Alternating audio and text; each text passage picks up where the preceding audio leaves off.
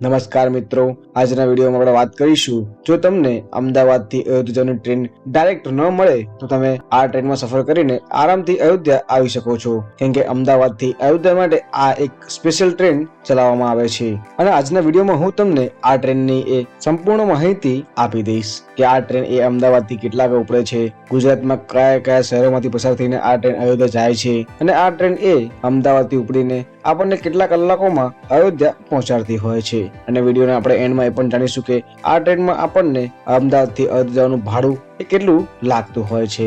એટલે આજના વિડીયોમાં હું તમને આ સંપૂર્ણ માહિતી આપી દઈશ આ ટ્રેનની અને વિડીયોને પૂરો જોયા પછી કઈ બી ક્વેરી હોય તો મને નીચે કોમેન્ટ બોક્સમાં પૂછી શકો છો, હું એનો આન્સર તમને જરૂરથી આપીશ. વિડીયોને શરૂ કરતા પહેલા જો તમે અમારા આ વિડીયોને એક લાઈક નથી કર્યું તો અમારે આ વિડીયોને એક લાઈક અચૂકથી કરજો, કેમ કે ઘણા તો લોકો વિડીયો આખો જરૂર જોવે છે પરંતુ વિડીયોને એક લાઈક નથી કરતા અને તમારા એક લાઈક થી અમને ઘણું બધું મોટિવેશન મળતું હોય છે. અને જો તમે અમારી ચેનલ ઉપર નવા હો તો અમારી આ ચેનલને નીચે સબસ્ક્રાઇબ પણ કરી નાખજો. હું તમારા માટે આવી જ અવનવો વિડીયો લાવતો રહું છું અને હું છું તમારી સાથે અમિત ગુજરાતી અને આજે વાત કરીશું અમદાવાદથી અયોધ્યા માટે ચાલતી આ સ્પેશિયલ ટ્રેનની.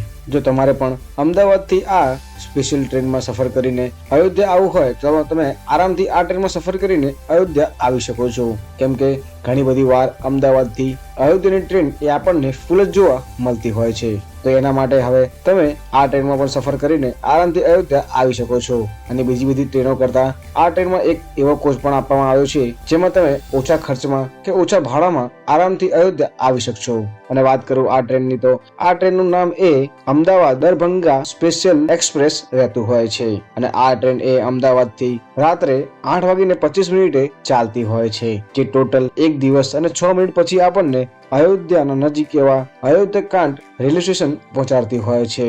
અને આ ટ્રેન એ અયોધ્યા કાંઠ રેલવે સ્ટેશન આપણને 24 કલાક રહીને રાત્રે 8:31 અયોધ્યા કાંઠ પહોંચાડતી હોય છે. અને વાત કરું આ ટ્રેનના નંબરની તો આ ટ્રેનનો નંબર એ 09465 રહેતો હોય છે. અને વાત કરું આ ટ્રેનની સફરની તો આ ટ્રેન એ ટોટલ અમદાવાદથી દરભંગા સુધીમાં ટોટલ 1935 કિલોમીટરનું અંતર કાપતી હોય છે, પરંતુ આ ટ્રેન એ અમદાવાદથી અયોધ્યા કાંઠ સુધી ટોટલ 1395 કિલોમીટરનું જ અંતર કાપતી હોય છે. આ ટોટલ 1395 કિલોમીટર કાપવામાં આ ટ્રેનને 24 કલાક જેટલો સમય લાગતો હોય છે. અને વાત કરું આ ટ્રેનના સ્પીડની તો આ ટ્રેનની એ એવરેજ સ્પીડ 51 કિલોમીટર અને આ ટ્રેનની મેક્સ ટુ મેક્સ સ્પીડ એ 110 કિલોમીટરની રહેતી હોય છે. અને જણાવીશ કે અમદાવાદથી ઉપરથી આ ટ્રેન એ ગુજરાતમાં કયા કયા શહેરોમાંથી પસાર થઈને આપણને અયોધ્યા પહોંચાડતી હોય છે. તો આ ટ્રેન એ અમદાવાદ શહેરથી સાંજે 8:25 ઉપડતી હોય છે, જે અમદાવાદમાં આ ટ્રેન એ પ્લેટફોર્મ નંબર 9 ઉપર આવતી હોય છે. અને આ ટ્રેન એ અમદાવાદથી જ અયોધ્યા માટે ચાલતી તમને જોવા મળતી હોય છે. અને આ ટ્રેન એ અમદાવાદથી રવાના થઈ આ ટ્રેનનું પહેલું સ્ટેશન ગુજરાતમાં એ છાયાપુરી આવતું હોય છે. અને આ ટ્રેન એ છાયાપુરી રાત્રે 10:14 આવતી હોય છે. અને આ ટ્રેન એ છાયાપુરીમાં પ્લેટફોર્મ નંબર 2 ઉપર આવતી હોય છે. અને આ ટ્રેન એ છાયાપુરી ટોટલ 3 મિનિટ જેટલી અહીંયા ઊભી રહેતી હોય છે.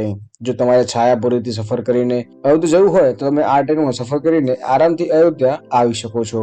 અને આ ટ્રેન એ છાયાપુરીથી રવાના થઈ રતલામ જંકશન આવતી હોય છે, કેમ કે ગુજરાતમાં અમદાવાદથી ઉપરથી આ ટ્રેન એ ગુજરાતમાં ખાલી એક જ સ્ટોપ લે છે, એ પણ છાયાપુરી. અને છાયાપુરીથી આ ટ્રેન એ આગળ વધીને રતલામ જંકશન આવતી હોય છે.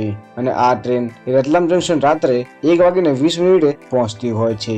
અને આ ટ્રેન એ રતલામ જંકશન ઉપર પ્લેટફોર્મ નંબર 5 ઉપર આવતી હોય છે. અને આ ટ્રેન અહીંયા 10 મિનિટ જેટલી ઊભી રહેતી હોય છે. અને આ ટ્રેન એ રતલામ જંકશન થી આગળ વધીને ઉજ્જૈન જંકશન આવે છે. અને જો તમારે આ ટ્રેનમાં ઉજ્જૈન ફરવા આવવું હોય તો તમે આ ટ્રેનનો યુઝ કરીને ઉજ્જૈન પણ આવી શકો છો, કેમ કે આ ટ્રેન એ આપણને ઉજ્જૈન રાત્રે 3 વાગે પહોંચાડતી હોય છે. અને ઉજ્જૈનમાં પણ આ ટ્રેન એ ટોટલ 10 મિનિટ જેટલી ઊભી રહેતી હોય છે, એ પણ પ્લેટફોર્મ નંબર 1 ઉપર.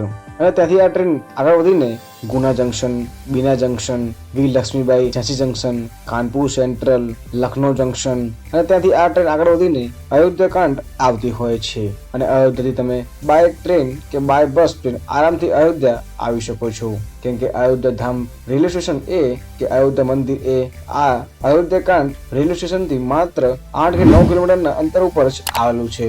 તમે રિક્ષા કે ટ્રેન કે બસના માધ્યમથી આરામથી અયોધ્યા ધામ આવી શકો છો અને આ ટ્રેન આપણને અયોધ્યા કાંડ રેલવે સ્ટેશન ઉપર રાત્રે 8:31 પહોંચાડતી હોય છે. અને વાત કરું આ ટ્રેનના ભાડાની, તો આ ટ્રેનમાં જો તમે અમદાવાદથી સફર કરીને અયોધ્યા કાંડ આવી રહ્યા છો તો આ ટ્રેનમાં તમને ટોટલ 3 કોચિસ જોવા મળી જશે.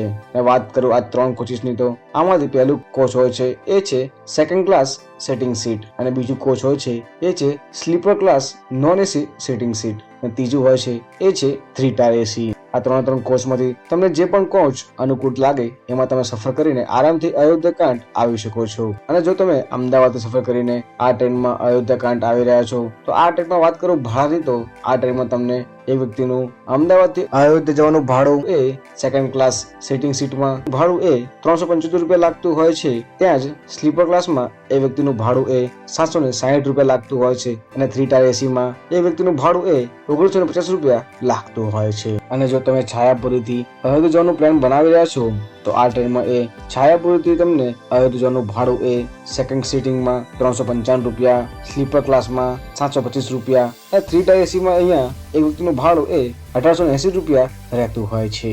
અને આ બંને જગ્યાથી તમે આરામથી અયોધ્યા આ ટ્રેનમાં સફર કરીને આવી શકો છો. અને આ ટ્રેન અહીંયા અમદાવાદથી અયોધ્યા માટે અઠવાડિયામાં ખાલી એક જ દિવસ ચાલે છે, એ પણ શુક્રવારે. જો તમે શુક્રવારે સફર કરીને શનિવારે રાત્રે 8 વાગ્યા આસપાસ અયોધ્યા આવવું હોય તમે આ ટ્રેનમાં સફર કરીને આરામથી શનિવાર રાત્રે 8 વાગ્યા આસપાસ અયોધ્યા આવી શકો છો.